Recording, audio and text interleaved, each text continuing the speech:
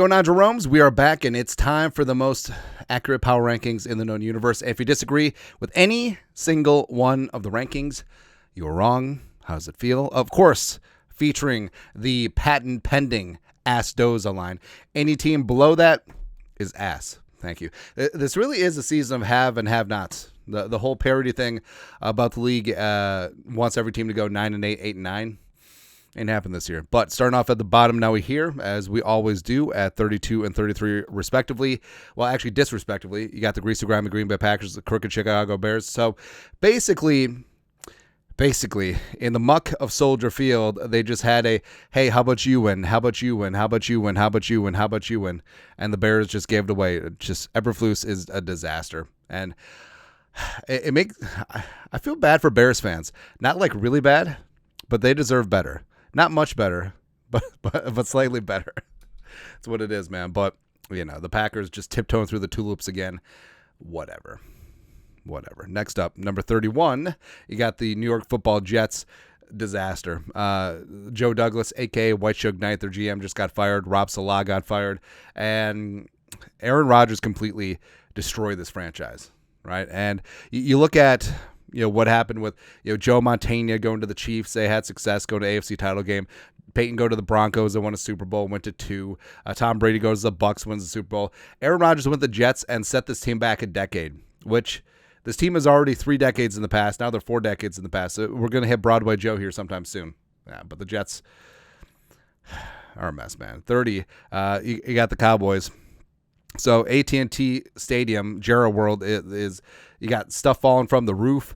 This team is terrible. They are deplorable. They are everything. Just fire Mike McCarthy. Put Zimmer in as interim, just because that would make me laugh. That'd be good. But yeah, the Cowboys need a hard reset. And the Dak extension was stupid. The CD contract is dumb.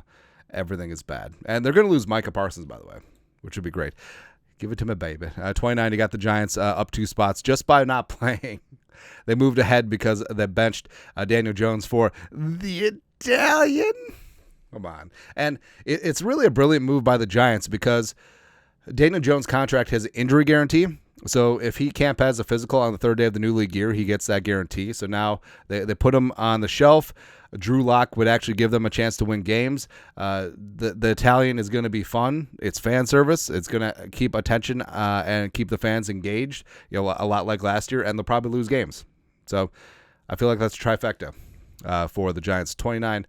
Also, I know that there's talk that Dayball could be safe. Joe Shane could be safe. I say baloney. I think that's going to be... If Brian Flores takes the job, I think it'll be the Giants or the Patriots. And I don't think that the Patriots would do Gerard Mayo dirty after one season. 28, you got the Raiders. So losing on the road against the Dolphins, but at least they have a young burgeoning superstar in Brock Bowers. 27, they need a quarterback, though. I mean, that would be the perfect place for Shador and Dion, right? 27, you got the Jaguars. I don't know how Doug is still employed. All right, so... After the Jaguars gave the Vikings one gallant rush, a last hurrah, like they actually played like they gave up 2 poops, they just got rolled over by the Lions. And it was disgusting. There was so much quit out there. It was just, a lot of guys were just hammering a paycheck. Right, but the Jacksonville Jaguars are a disaster. 26, speaking of which, the Tennessee Titans. So they fought the good fight. Levis had a couple of moments, hit that deep ball, and the Vikings just were too much, right? And I it's so funny. A 10-point win is now just barely getting by. Okay, but the Titans, I'm not sure about Levis, but I do like the direction that the defense is going. I think that the offensive line will be fine once Latham and Skoronski settle in. Bill Callahan, respect, one of the best offensive line minds in the game, and hopefully he's helping out his kid. So there you go. 25 got the Browns. We expected more out of the Jameis reunion, but instead we just got hilarity. And Jerry Jeudy with like the 95,000-yard catch and run. 24, you got the Patriots. You know what? Drake May is the future. So at least Patriots fans have that, but the rest of the roster, maybe not so much. 23. Also, I think the Vikings are going to lose Josh McCown to the Patriots. I think they're going to fire Alex Van Pelt, and I think that McCown will be hired to be the OC, given his connection to Drake May. I'm not saying, I'm just saying. 23, you got the Saints up a couple of spots because they took care of things. Taysom Hill, old ass Taysom Hill, the fantasy football cheat code, actually does something for a change of the season. 3 touchdowns, good times. 22, we got the Colts up 1 spot, going on the road and just taking the Jets' lunch money. Anthony Richardson, the rebound, he is back, scoring the go-ahead touchdown. I love it. And also, hey, Colts one time. Colts, can you sack up and show some pride and beat the Lions, pun intended, one time, please? One time. 21, you got the Panthers on bye. But I mean, they're getting a little something going there. I like that where Bryce Young is going. They can run the ball with Chuba. They get Jonathan Brooks back now. And could they give the Chiefs a game at home? Probably not, but 11 points is a lot though. 20 got the Broncos. Still below the Astoza line. I still don't believe. Congratulations for beating the Falcons and Kirk Cousins. But Bo Nix, I mean, he's putting up numbers, man. But if you actually watch the game, they're doing exactly what Bo Nix did well in college, and that's smart to do. Or would Bo Nix thrive in a normal NFL scheme? Probably not. But stupid ass Sean Payton doing the right thing and putting him in an offense where he can dump things off and feel comfortable. Go ahead. 19. Got the Bengals down 3 spots. Joe Burrow is going to lead the league in passing touchdowns, and the Bengals are going to go like 6-11. But the Bengals fought the good fight. That defense just evaporated, man. Lou Anarumo ain't good, man. Give us Mike Hilton and B.J. Hill. That's where your mom has real estate. 18, the Falcons just getting torched. Kirk Cousins 2 games in a row without a touchdown pass. Frankly, they should start Penix. Kurt is not right. He is banged up, so just start the kid. Just go from there, even though he's 26, so he's not really a kid. Anyways, you got 17, you got the Niners. They're very close to the Astoza line, and they're doing everything in their power to make our Week 2 win against them look bad, but they're banged up.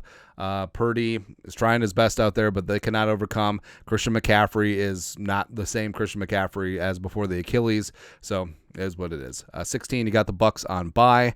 I kind of like the Bucs defense going forward because there's a lot of they get a lot of yum-yums in terms of quarterbacks that they face. Mike Evans might return as well, so maybe Baker can get something going. I believe in Baker. I love Baker.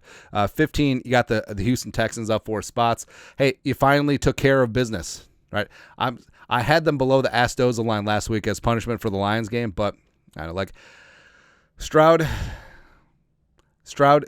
is there, and also they're getting some guys back healthy. Nico is back, so we'll see. 14, you got the Dolphins up 2 spots.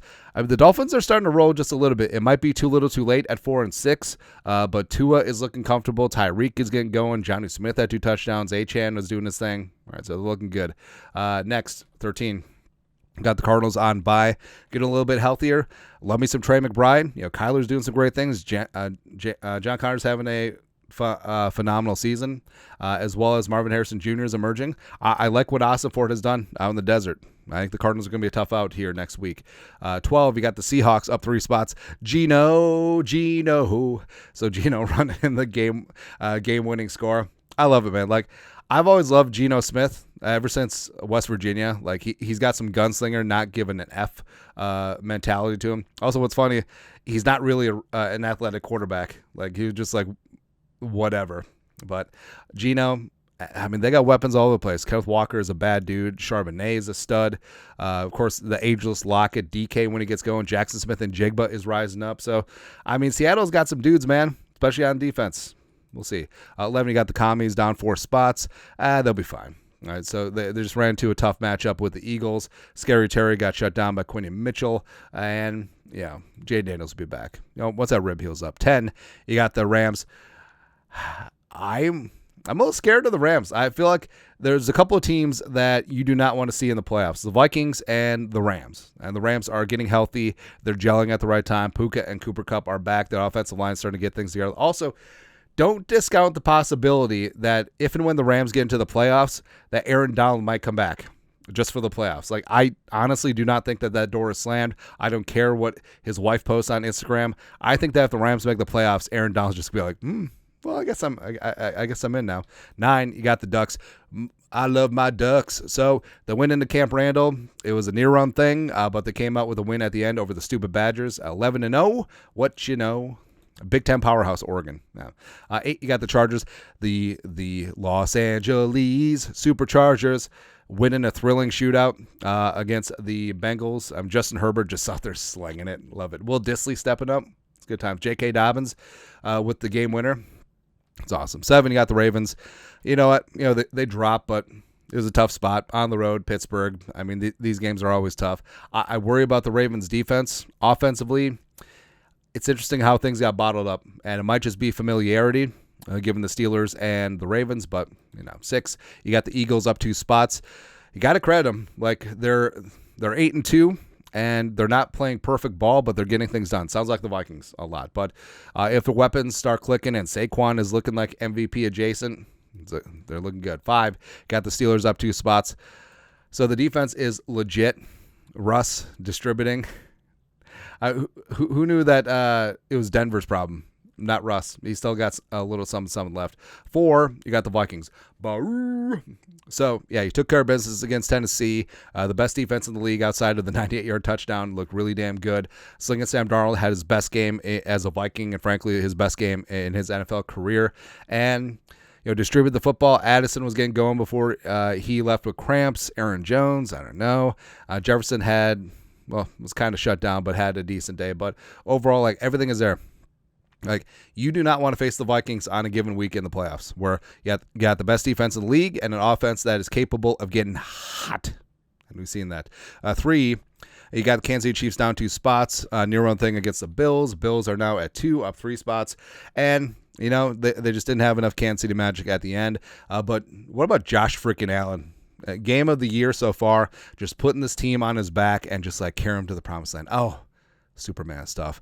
And lastly, number 1, I hate to do it, but you do have to give it up for them and show some respect. At number 1, you have the